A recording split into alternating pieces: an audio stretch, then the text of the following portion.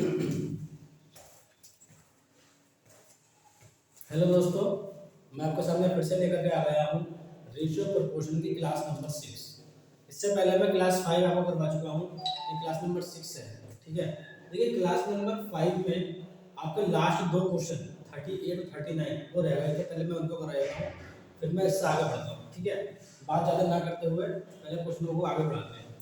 देखिए ये बोल रहे हैं if under root 2 ratio 1 plus under root 3 ratio proportion under root 6 ratio x है, तो x का मान ज्ञात कीजिए। Find the value of small x। ठीक है, इसको मैंने आपको पहले भी इसमें क्वेश्चन करवाए थे, तो इसकी मल्टीप्लाई इससे करा दीजिए, इसकी मल्टीप्लाई इससे करा दीजिए, तो मैं इसको लिख सकता हूँ अंडर रूट 2 इंटू एक्स बराबर 1 plus under root 3 into under root 6। X की वैल्यू आप निकाल लोगे, यहाँ से हो जाएगी 1 प्लस अंडर रूट 3 को ऐसे रहने दो इंटू अंडर रूट 6 ऐसे रहेगा, इसके अपॉन में आ जाएगी तो अंडर रूट 2 हो जाएगा।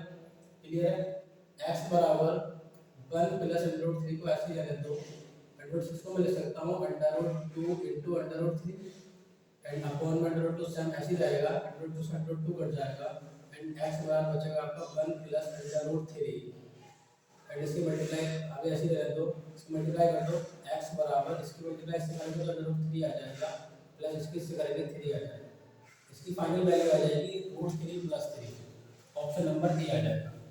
क्लियर है, आगे बढ़ते हैं क्वेश्चन नंबर 39 की तरफ। देखिए ये क्लास 5 के दो क्वेश्चन रह गए थे लास्ट क्लास में, ये मैं आपको करवा रहा हूँ। देखिए 39 क्वेश्चन देखिए, ये क्वेश्चन नंबर 39 अभी केवल आपका टाइप 2 चल रहा है। देखिए ये बोल रहा है if 5a plus 3b ratio 4a plus 7b बराबर 3:4, तो आपको फाइंड करना है a रेशियो b, ये आपको निकालना है। बहुत सिंपल क्वेश्चन है। ठीक है, देखिए ये हो जाएगा 5a प्लस का 3b अपॉन में 4a प्लस का 7b बराबर इसको लिख सकते हैं 3/4, क्रॉस मल्टीप्लाई करा दीजिए।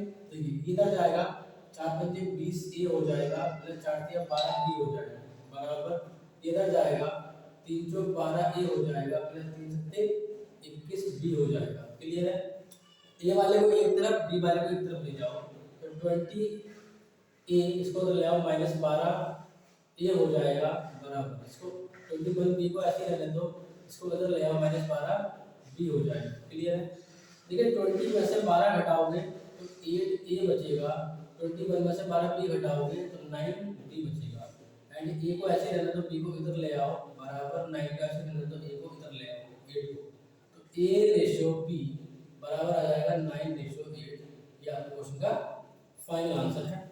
ठीक है, अभी आपके क्लास नंबर 5 के 39 क्वेश्चन कंप्लीट हो गए, टाइप 2 आपका कंप्लीट हो गया। अब आपका टाइप नंबर 3 शुरू होगा क्वेश्चन नंबर 40 से। ठीक है, तो आगे बढ़ते हैं, इसी के साथ में आप कर सकते हैं, बता लीजिए।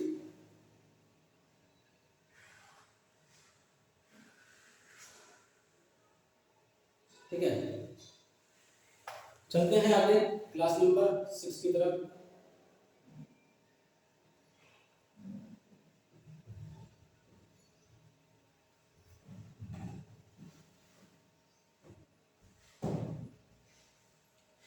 देखिए class number 6 question number 40 and type number 3।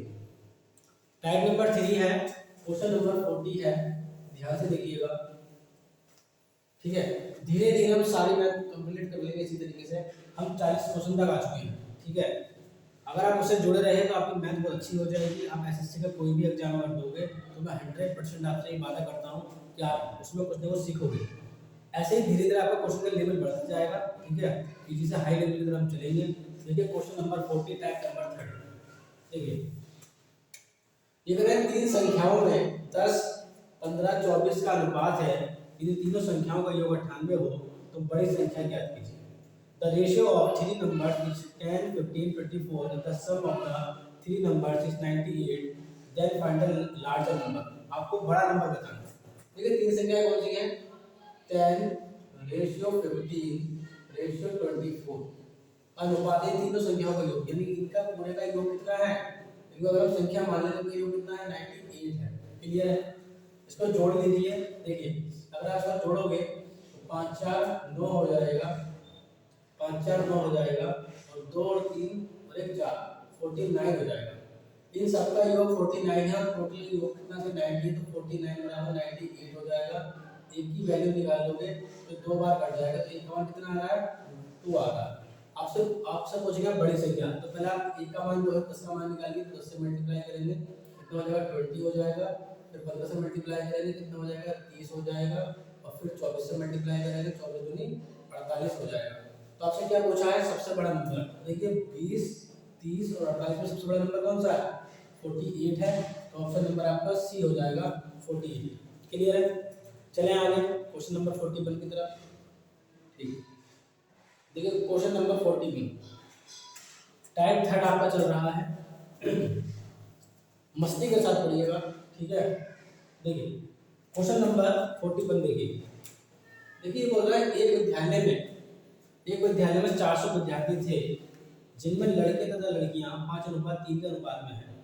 50 लड़कियां और बढ़ गई जब लड़के तथा लड़कियों का अनुपात क्या होगा। क्लियर है? इंग्लिश में पढ़ते हैं। There were 400 students in a school in which boys and girls were in the ratio 5:3 and 50 more girls have increased. Now what will be the ratio of boys and girls? Question समझ रहे हैं आप? देखिए इस type के question को करने के लिए जितने भी लैंग्वेज के क्वेश्चन आते हैं इसमें लैंग्वेज काफ़ी बड़ी होती है, तो आपको लैंग्वेज को ही समझना है। आपको हमें ये ध्यान नहीं देना, इसमें टाइम खराब नहीं करना कि यार किस चैप्टर का क्वेश्चन है। अगर आप इस चैप्टर, क्योंकि आप जब पूरे चैप्टर पढ़ लेते हो तो कुछ चैप्टर्स ऐसे होते हैं जो एक दूसरे से रिलेट करते हैं। ठीक है, एक दूसरे से रिलेट करते हैं, आप नहीं पहचान पाते कि ये क्वेश्चन जो है किस चैप्टर का है। तो आपको लैंग्वेज अगर समझ में आ रही है और मेथड आपने पढ़ रखा है, प्रैक्टिस आपने कर रखी है, तो आप 100% क्वेश्चन को कर पाओगे। देखिए पहले कह रहे हैं एक विद्यालय में 400 विद्यार्थी थे, यानी कि जो विद्यार्थियों की संख्या को कितनी है 400। ठीक है, जिनमें लड़के तथा लड़कियां 5:3 के अनुपात में, यानी कि इसमें बॉयज भी हैं और इसमें गर्ल्स भी हैं। यानी कि 400 टोटल विद्यार्थी हैं, उसके अंदर आपके बॉयज भी हैं और गर्ल्स भी हैं। तो पहले निकाल लेते हैं। और अनुपात कितना दे रखा है 5:3 दे रखा है। हम देखेंगे कि 5 बॉयज एंड गर्ल्स का अनुपात कितना दे रखा है 5:3 है, और इसी रेशो से आप निकालोगे कि 400 विद्यार्थियों में कितने बॉयज और कितनी गर्ल्स हैं। देखिए इनका योग कितना है 8 हो जाएगा, और इनका टोटल योग कितना 400, 8 बराबर 400, एक की वैल्यू निकालोगे तो कितनी हो जाएगी 50 हो जाएगी। ठीक है, एक की वैल्यू 50 है, 5 से मल्टीप्लाई करोगे तो कितना हो जाएगा 250 हो जाएगा, और इसके मल्टीप्लाई अगर आप 3 से कर पाओगे तो 150 हो जाएगा। यानी कि इन 400 विद्यार्थियों में जो बॉयज की संख्या है वो कितनी है 250 है, और जो गर्ल्स की संख्या वो कितनी 150 है। क्लियर है? यहाँ तक हमने क्वेश्चन पढ़ लिया, अनुपात में है। आगे बढ़ते हैं। ये कहता है 50 लड़कियां और बढ़ गई, 50 लड़कियां और बढ़ गई, यानी कि लड़कियां कितनी हैं गर्ल्स कितनी है यहाँ पर 150 है, इनमें 50 लड़कियां और बढ़ जाती हैं तो लड़कियां कितनी हो जाती है 200 हो जाती हैं। क्लियर है इतनी बात? अभी कह रहा है जब 50 लड़कियां और बढ़ गई तो अब लड़के तथा लड़कियों का अनुपात क्या होगा। तो देखिए लड़के कितने थे बॉयज एंड गर्ल्स का बना लो। देखिए बॉयज कितने थे 250 यहाँ जाएगा, एंड गर्ल्स कितनी हो गई 200 हो जाएगी। 5 से काट सकते हो, 5 से 5 बार कट जाएगा। ठीक है, 5 से 4 बार कट जाएगा, 0 से 0 कट जाएगा, एंड 5:4 ये आपका आंसर है। क्लियर? ऑप्शन नंबर ए आ जाएगा। वेरी सिंपल क्वेश्चन था। ठीक है, लेकिन लैंग्वेज के क्वेश्चन को समझना सीखिए, क्योंकि यही क्वेश्चन आपको ज़्यादा टाइम लेके जाते हैं। जब इनकी प्रैक्टिस आप ज़्यादा कर लोगे तो आप आसानी से कर पाओगे। देखिए क्वेश्चन नंबर 42 देखिए, क्वेश्चन नंबर 42।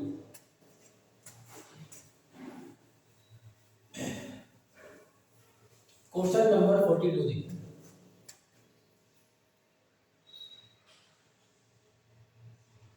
क्वेश्चन नंबर 42 देखिए, ये कह रहा है यदि if A ratio B ratio C ratio D बराबर 9:11 रेशियो 7 रेशियो 5 है। ठीक है, ये आपको दे रखा है। ये कह रहा है A और C के पास B से 4500 रुपए अधिक हैं, तो B और C के पास A बाय D से कितने रुपए अधिक होंगे। समझ रहे हैं क्वेश्चन आप क्या बोल रहा है? इन्होंने क्या रखा है, if A ratio B ratio C ratio D बराबर 9 रेशो 11 रेशो 7 रेशो 5 है, ठीक है। ए और सी के पास देखिए, ए और सी के पास 20 है, देखिए ए और सी कौन सा है, ये वाला, ठीक है। तो इसको एक साथ रख लो, ए और सी के पास, यानी दो जोड़ेंगे, ए और सी के पास 20 है, बी कौन सा है, ये वाला, ठीक है। ए और सी के पास 20 है, कितना रुपया देखिए, ए और सी, देखिए ए की वैल्यू कितनी है 9 हो जाएगा, प्लस सी की वैल्यू कितनी है, सी की वैल्यू कितनी है 7, तो 7 हो जाएगा, रेशियो बी की वैल्यू कितनी है 11, तो 11 हो जाएगा। क्लियर है इतनी बात?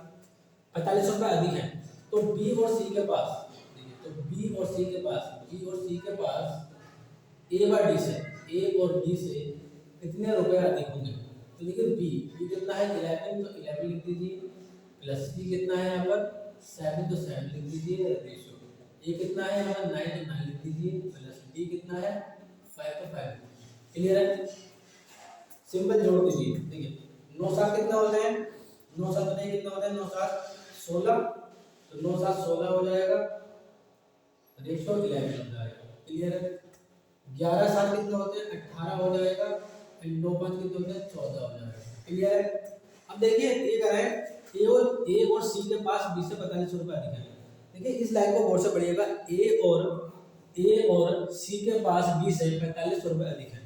देखिए जब भी किसी भी चैप्टर में कोई भी आप चैप्टर पढ़ रहे हो, कभी भी ध्यान रखना, अधिक की या कम की बात आए तो समझ जाना उन दो वैल्यू का अंतर आपको दे रखा होगा, ठीक है। अधिक का है या कम का है, ये बात ध्यान रखना।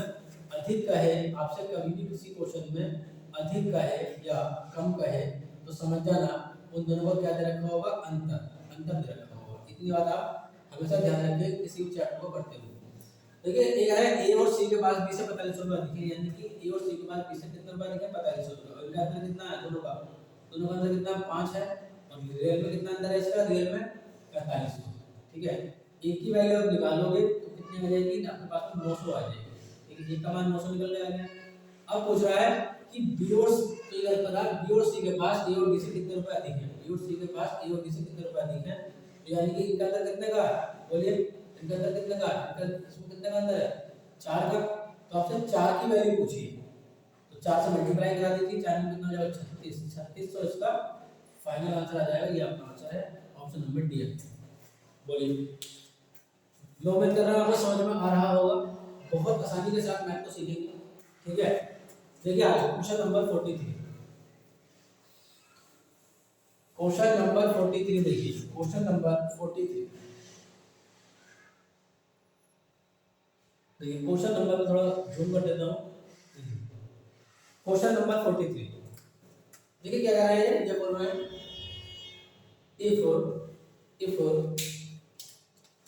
इफ ए रेशियो बी बराबर कितना है 4:9 है, ठीक है, और ए रेशियो सी बराबर कितना है 2:3 है। तो आपसे क्या पूछ रहा है, आपसे पूछ रहा है ए plus B ratio A plus सी की वैल्यू बताइए, ठीक है, ये आपसे पूछ रहा है। बहुत ही सिंपल तरीके से करेंगे, देखो अब देखिए कि आपका दे रखा है ए रेशियो बी बराबर 4:9, तो मैं इसको लिख सकता हूँ a अपॉन बी बराबर 4/9, ठीक है। ये देखिए आपको दे रखा था, यहाँ पर आपको दे रखा था a रेशियो सी बराबर 2:3, इसको मैं लिख सकता हूँ a अपॉन सी बराबर 2/3। आपको क्या निकालना है, ये निकालना है। देखिए सबसे पहले देखिए दोनों तरफ कॉमन क्या है, आपका a कॉमन है, ये कॉमन दिखाई दे रहा है आपको, इधर a 4 है, इधर a 2 है, तो a को सर बना लीजिए। अगर ये वाला a की वैल्यू 4 है और b की 9 है, यहाँ पर a की वैल्यू 2 है, c की 3 है, तो a की अगर 4 बनाना चाहता हूँ तो 2 से मल्टीप्लाई करूँगा, तो 2 से डिवाइड भी करना पड़ेगा, यानी 2 से ऊपर मल्टीप्लाई 2 से नीचे मल्टीप्लाई, ये हो जाएगा 2 3 4 अपॉन में 6 हो जाएगा। यानी कि अब मैं रेशियो बनाना चाहता हूँ तो a ratio b ratio c बन जाएगा। a का रेशियो कितना आ जाएगा 4 आ जाएगा, b का रेशियो तो 9 है 9 रहेगा, और c का रेशियो कितना बन गया 6 बन गया। क्लियर है? अब a की वैल्यू 4 हो गई, b की वैल्यू 9 हो गई, c की वैल्यू 6 हो गई। आपसे क्या पूछा जा रहा था, देखिए आपसे पूछ रहा था a plus b ratio a plus c की वैल्यू बताइए, कितनी है 4 है, b की वैल्यू कितनी है 9 है, a की वैल्यू कितनी है 4 है, c की वैल्यू कितनी है 6 है। 2 4 13 होते हैं, 6 4 10 होते हैं। ये आपके क्वेश्चन का फाइनल आंसर। क्लियर है? सही है, आ रहा समझ में? चलते हैं आगे। क्वेश्चन नंबर 44 देखिए। क्वेश्चन नंबर 44 देखिए, बहुत आसानी के साथ मैं आपको मैथ सिखा दूंगा, बहुत आसानी के साथ। देखिए क्वेश्चन नंबर 44, क्वेश्चन नंबर 44 देखिए। तो देखिए ये कह रहा है इफ ए बी का 200% है, ए बी का 200% है, ए बी का 200% है और बी सी का 3/4 है, तो A ratio B ratio C की वैल्यू बताइए। समझ रहे हैं question? If A is 200% of B and B is 3/4 of C, then what is the value of A ratio B ratio C. ठीक है, अगर आपको कोई देखिए मैंने पहले भी बताया है कि मेरी वीडियो आपको रोजाना एक टाइम बना लो पढ़ने का, रोजाना मेरी वीडियो आपको 9 बजे मिलेगी, रात के 9 बजे रोजाना मिलेगी। तो आपको मेरी वीडियो से जरा से भी आप सीख रहे हो, कुछ भी सीख रहे हो, तो आप वीडियो को लाइक जरूर करें, सब्सक्राइब जरूर करें। आप कोई भी एग्जाम देने के लिए अगर एसएससी का जा रहे हैं, चाहे वो सीएचएस लो, एमटीएस हो, सीजीएल हो, ये मैथ आपको सभी में काम आएगी। ठीक है, सभी एग्जामों में मैथ आपको काम आने वाली है। देखिए लेकिन जब भी इस तरीके से आपको दे रखा हो तो मैं इसका लिख सकता हूँ ए बी का 200%, यानी कि 200 अपॉन में कितना हो जाएगा, 100% हटाओगे 100 बन जाएगा, इससे कट जाएगा। तो ए बी का 2/1 है, ए का मान 2 हो जाएगा, बी का मान 1 हो जाएगा।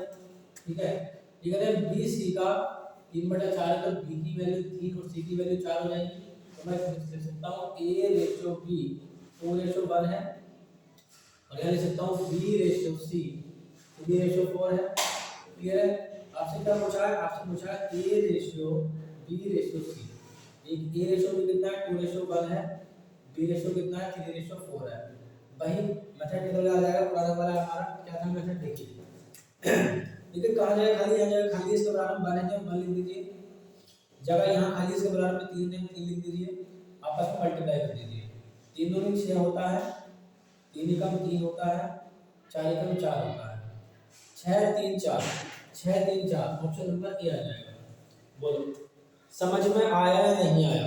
समझ में आया तो बोलो हाँ, और नहीं आया तो वीडियो को दोबारा देखो, आपके समझ में जरूर आएगा। ठीक है, चलते हैं आगे। क्वेश्चन नंबर 45 लिखा, देखिए क्वेश्चन नंबर 45, क्वेश्चन नंबर 45 देखिए। देखिए क्वेश्चन नंबर 45 से आपने टाइप 4 शुरू होता है, टाइप 5 आपका खत्म हो चुका है, टाइप 4 आपका क्वेश्चन नंबर 45 से शुरू होता है। देखिए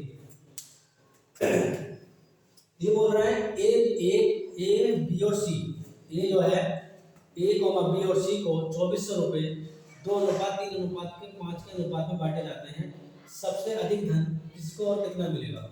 वेरी सिंपल क्वेश्चन है। देखिए देखिए ए कॉमा बी और सी को, एक ए व्यक्ति है, एक बी व्यक्ति है और एक सी व्यक्ति है, इनको 2400 रुपए बांटे जाते हैं 2:3:5 के अनुपात में बांटे जाते हैं। अभी पूछा है कि अगर 2400 रुपए इन तीनों व्यक्तियों में 2:3:5 के बांटे जाएंगे तो सबसे ज्यादा धन किसके पास जाएगा, ये इन्होंने पूछा। क्लियर है? देखिए बहुत आसान क्वेश्चन है। देखिए इनका योग कितना है, 5 और 3 8 और 10 हो जाएगा, 5 और 3 8 और 2 10, और रियल में योग कितना है इनका, कितना है 2400। क्लियर है? एक का मान आप निकालोगे तो कितना आ जाएगा, 240 आ जाएगा। क्लियर?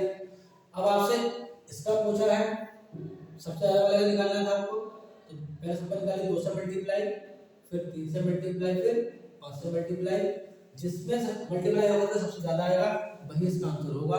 तो इसका आंसर आप मुझे कमेंट में बताएंगे कि इसका आंसर क्या आया है। मैं कल चेक करूंगा क्वेश्चन नंबर 45 का आंसर क्या आया है। सारे बच्चे मैं आपको ऑप्शन दिखा देता हूँ। पहला ऑप्शन 1300 है, फिर 1400 है, फिर 1500 है, फिर नन है। आप मुझे बताएंगे इसका आंसर, कि इसका आंसर क्या है, कमेंट में जरूर बताएंगे आप। ठीक है, जिससे मुझे पता चलेगा कि आप मेरी क्लास ले रहे हो और आप पढ़ रहे हो, जिससे हमें भी मेहनत करने में अच्छा लगेगा, हमें मोटिवेशन मिलेगा आप लोगों से। ठीक है, हम देखो बहुत मेहनत करते हैं आप लोगों के लिए, ताकि हम अच्छे से अच्छा क्वेश्चन आपके लिए डालें और अच्छे से क्वेश्चन निकाल के आपके लिए लेकर के आए। ठीक है, चलते हैं नेक्स्ट क्वेश्चन की तरफ।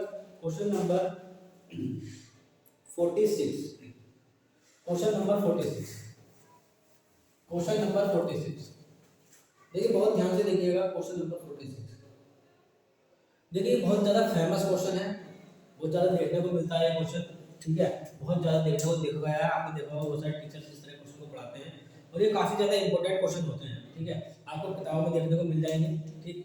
ये समझ लीजिए जो मैं आपके सामने लेकर के आया हूँ, ये ज़्यादातर किताबों का निचोड़ है।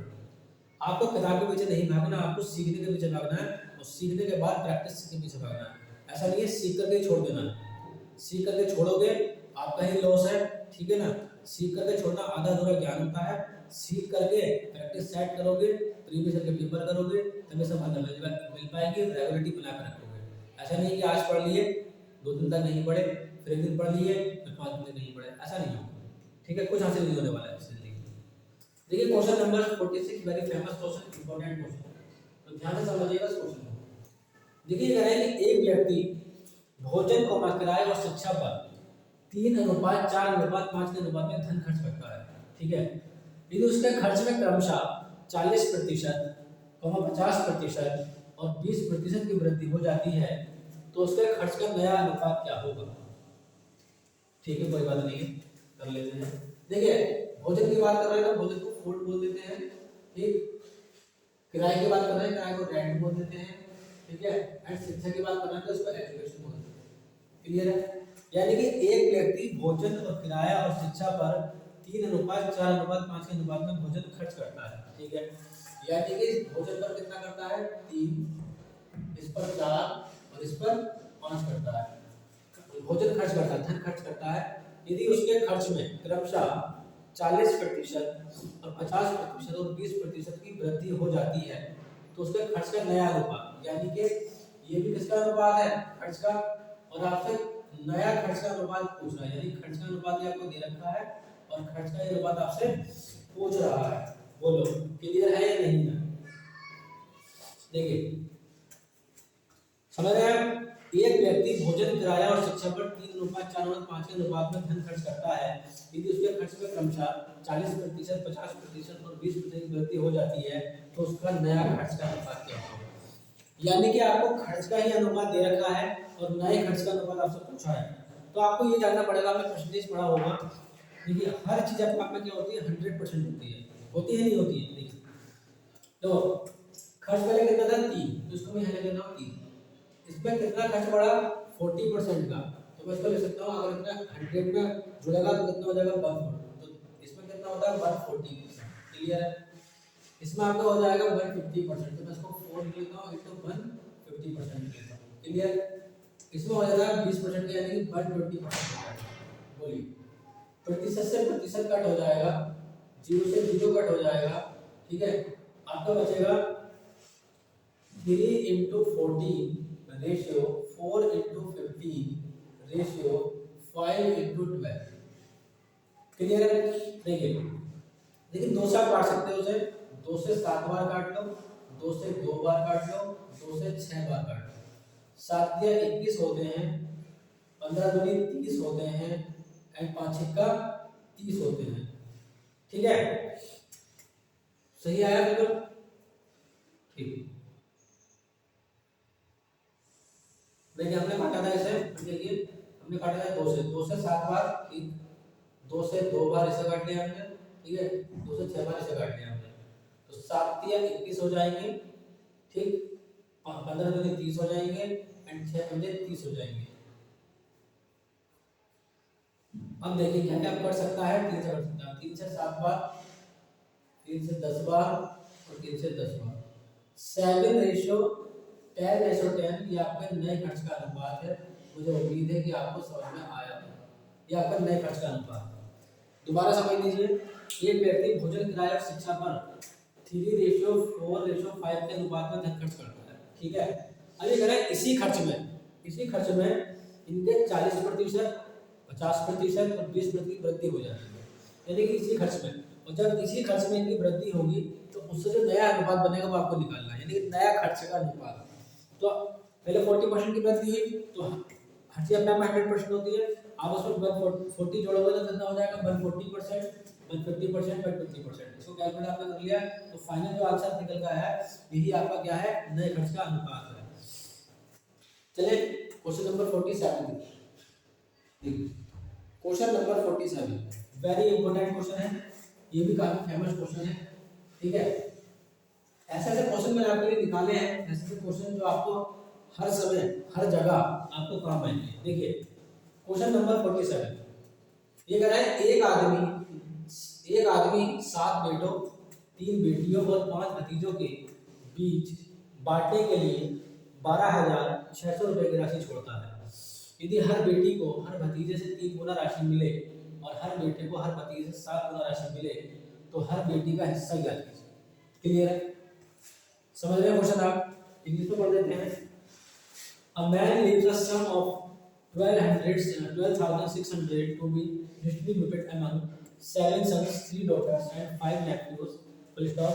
If each daughter gets 3 times the amount of each nephew and each son gets 7 times the amount, the दिखाया था क्वेश्चन आपको, amount of each nephew, then the share of each daughter will be. यानी कि हर राशि मिले तो हर बेटी का हिस्सा पूछा है, हर बेटी का हिस्सा। देखिए बहुत आसान क्वेश्चन है। देखिए एक आदमी 7 बेटों यानी कि सन की बात हो रही है, डॉटर की बात हो रही है और नेफ्यू की बात हो रही है। 7 बेटे हैं, 3 बेटियां हैं और 5 भतीजे। क्लियर? इनका अनुपात बना लो। देखिए अनुपात दे रखा है, ठीक है, अनुपात दे रखा है आपको। अब इनके बीच बांटने कितने रुपए हैं? 12,600 रुपए आपको बांटने हैं। 12,600 रुपए आपको बांटने हैं। यदि हर बेटी को हर भतीजे से 3 गुना राशि मिले, हर देखो बड़े ध्यान से पढ़ना, यदि हर बेटी को हर बेटे से हर बेटी को हर भतीजे से 3 गुना राशि मिले, यानी कि हर बेटी को बेटी है, हर बेटी को हर भतीजे 3 गुना, यानी कि ये इसका 1 रहा होगा तो इसका 3 गुना बनेगा। क्लियर है? यानी कि तो नंबर हमने नंबर मान लिया, हमेशा अनुपातों को क्या मान लो? नंबर मान लो। हमेशा क्वेश्चन करने के लिए अनुपातों को हमेशा नंबर मान लो।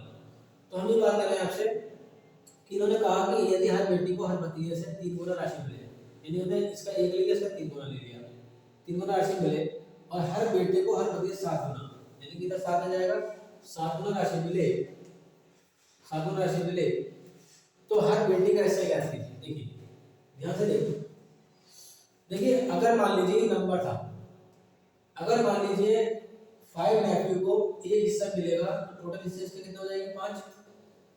3 डॉटर को अगर 3 हिस्से मिलेंगे तो टोटल हिस्से कितने हो जाएंगे? 9। और 7 सन को 7 हिस्से मिलेंगे तो कितने हो जाएंगे? 14। बोलो कितना समझ में आया?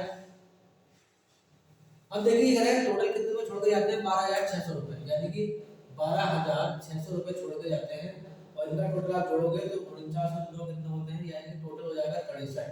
63 बराबर कितना हो जाएगा? 12,600 रुपए और ये हो जाएगा 1 बराबर 200। ठीक है, एक की वैल्यू निकाला मैंने, एक की वैल्यू कितनी आ गई? 200 आ गई। क्लियर? आपसे क्या पूछा था कि हर बेटी का हिस्सा क्या कीजिए, हर बेटी का हिस्सा। तो देखिए हिस्सा कौन सा है? ये वाला, ये हिस्सा कितना कितना हिस्सा दिया गया तीनों। तो हिस्सा कितना बेटे का? 3 से मल्टीप्लाई करा दीजिए, 3 का वाला आपसे पूछा है, 3 दूनी कितना हो जाएगा? 3 दूनी 6 हो जाएगा, यानी कि 600। इसका आंसर ऑप्शन नंबर आपका सी आ जाएगा। क्लियर है? देख लीजिए एक बार अच्छे तरीके से कि आपका समझ में आया नहीं आया।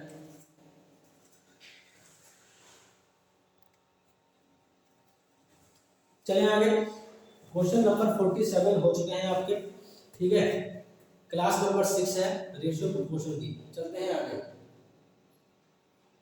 देखिए क्वेश्चन नंबर 48, क्वेश्चन नंबर 48 को सेम यही क्वेश्चन है, ठीक है।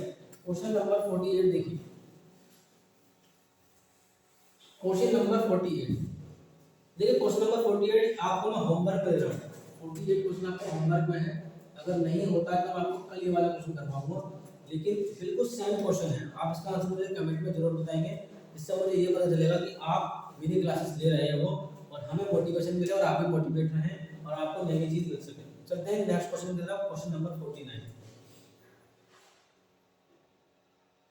देखिए क्वेश्चन नंबर 49 देखिए,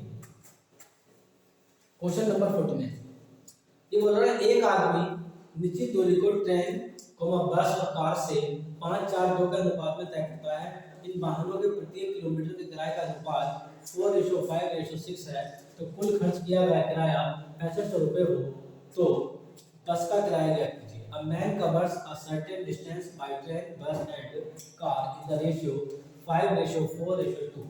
The ratio of the fare of each kilometers of these vehicles is 4:5:6.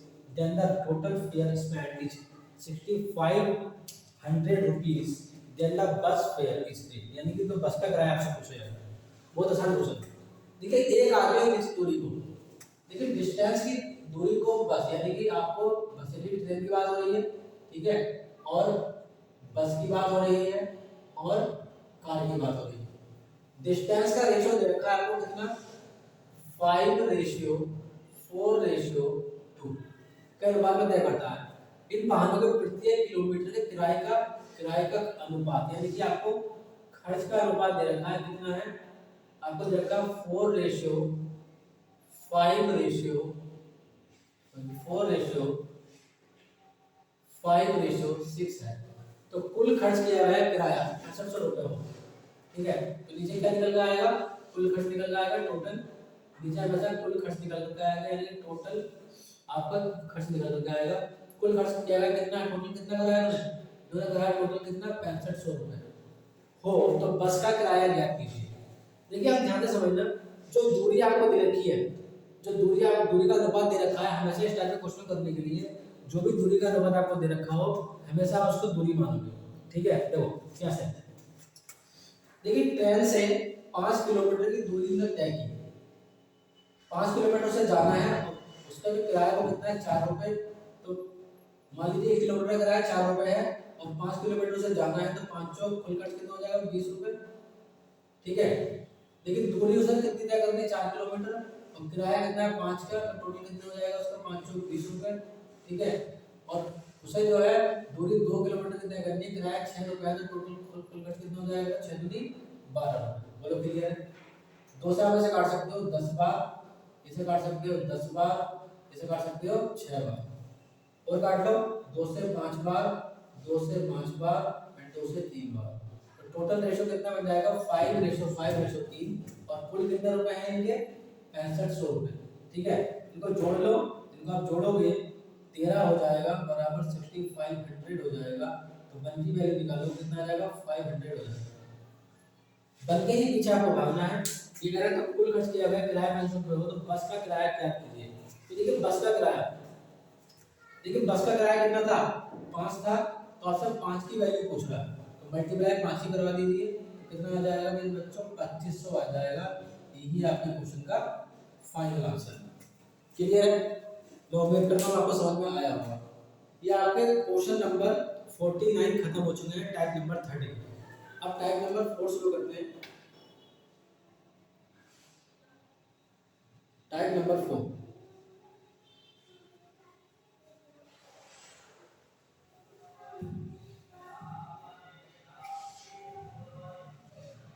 देखिए इसका 50वां क्वेश्चन देखिए, क्वेश्चन नंबर 50।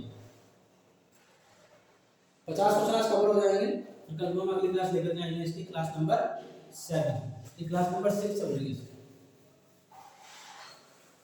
देखिए 50वां क्वेश्चन देखिए, बहुत ध्यान से देखिएगा, बहुत आसानी से पढ़िएगा, बहुत अच्छी तरीके से पढ़िए। थोड़ा जूम कर देता हूँ।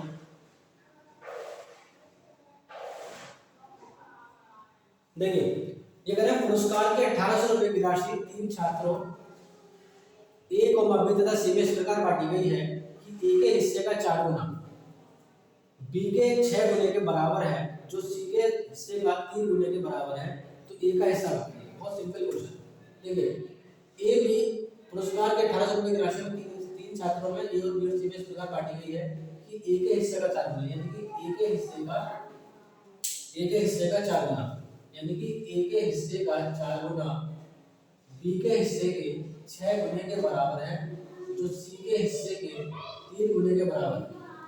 तो ए का हिस्सा आपसे पूछा है, तो देखिए सिंपल क्वेश्चन बन गया। देखो ये कह रहा है ए का हिस्सा, ये कह रहा है ए के हिस्से का 4 गुना, बी के हिस्से का 6 गुना और सी के हिस्से का 3 गुना, आपस में सब बराबर है, सही है। ए का हिस्सा आपसे पूछा है, तो मैंने आपको इसमें का क्वेश्चन मैंने आपको कराया था कि मैंने बताया था जब भी इसमें का क्वेश्चन आए तो मैंने संख्या पलट दो। ये 1/4 हो जाएगा, ये 1/6 हो जाएगा और ये 1/3 हो जाएगा। इसका एलसीएम आप लोगे तीनों नीचे नंबर का, नीचे वाले नंबरों का एलसीएम लोगे आप कितना आ जाएगा 12 आ जाएगा, 12 से इधर मल्टीप्लाई, 12 से इधर मल्टीप्लाई, 12 से इधर मल्टीप्लाई, 4 से 3 बार कट जाएगा, 6 से 2 बार कट जाएगा, 3 से 4 बार कट जाएगा, तो 3:2:4 का रेशियो बन जाएगा। अब देखिए अगर कोई जोड़ोगे तो 4 तो 6 होते हैं, और 6 और 3 कितने होते हैं 9 होते हैं, और टोटल कितना दे रखा है 1800 दे रखा है रियल में। एक की वैल्यू कितनी आ जाएगी 200 आ जाएगी। आपसे पूछ क्या रहा है ए का हिस्सा, ठीक है ए का हिस्सा आपसे पूछ रहा है, तो ए की वैल्यू कितनी 3 से मल्टीप्लाई कर दीजिए तो कितना आ जाएगा 600, आपका फाइनल आंसर आ जाएगा ये आपका आंसर। ठीक है देखिए अब आपने ये क्लास 6 के आपके पास में 50 क्वेश्चन कंप्लीट हो चुके हैं, ठीक है। तो मैं आपसे फिर से यही कहना चाहता हूँ, आप इसको फिर से लिख लीजिए, क्वेश्चन नंबर डिलीट वाले लिख लीजिए, ठीक है। ठीक है देखिए 50 क्वेश्चन कंप्लीट हो चुके हैं रेशियो प्रोपोर्शन को, तो इसी तरीके से आप मेरे साथ बने रहिए। आपसे मैं विदा लेना चाहूँगा, ठीक है। लेकिन फिर से आपसे यही कहूँगा कि अगर आप मेरे साथ मैथ पढ़ोगे तो मैथ के आप एक दिन बादशाह बन जाओगे। आप किसी की भी कोई भी पेपर आप देने के लिए जा रहे हैं, और मैं फिर से रिपीट कर रहा हूँ कि एसएससी के पेपर को अभी लगभग 6 से 7 महीने हैं, इसमें आप अपनी ज़िंदगी बदल सकते हो। जिसकी ज़िंदगी में अब तक मैथ एक कठिनाई का रूप बनी हुई थी, अब वो नहीं ऐसे बनेगी, ठीक है। आपके लिए मैथ बहुत आसान हो जाएगी, ठीक है। मैं क्योंकि मैं आपको मैथ पढ़ा रहा हूँ, ठीक है ना। विकास इंस्टीट्यूट मुरादाबाद के नाम से मेरा इंस्टीट्यूट मुरादाबाद में है, ठीक है, जहाँ मैं ऑफलाइन क्लासेस पढ़ाता हूँ, ठीक है। मैं आपको मैथ सिखाना चाहता हूँ ताकि आप मैथ सीख जाएं। ऐसे बच्चे जो चैनल पर मैथ नहीं ले पाते हैं, खरीद नहीं पाते हैं, पैसों की वजह से ऑफलाइन क्लास नहीं ले पाते हैं, उनके लिए जिनकी ज़िंदगी में ज़्यादा ही मैथ ज़िंदगी में कठिनाई का रूप बनी हुई है, वो बच्चे जो मैथ को सीखना चाहते हैं वो मेरे साथ जुड़ सकते हैं। और फिर से बता रहा हूँ, फिर से एक बार रिपीट कर रहा हूँ कि जब तक मेहनत करोगे नहीं, जब तक प्रैक्टिस करोगे नहीं, सिलेक्शन आपका होगा नहीं, सिलेक्शन आपका होगा नहीं। यही आपसे मैं दोबारा कहना चाहता हूँ। और पढ़ते रहिए, मुस्कुराते रहिए, हंसते रहिए। मिलेंगे आपसे नेक्स्ट वीडियो के साथ में, और प्रैक्टिस जरूर करिए, और जो मैंने आंसर आपसे पूछे हैं उनका आंसर के जवाब कमेंट में जरूर दीजिए। और वीडियो अच्छी लगी हो तो लाइक कीजिए, सब्सक्राइब कीजिए एंड कमेंट कीजिए। Thank you.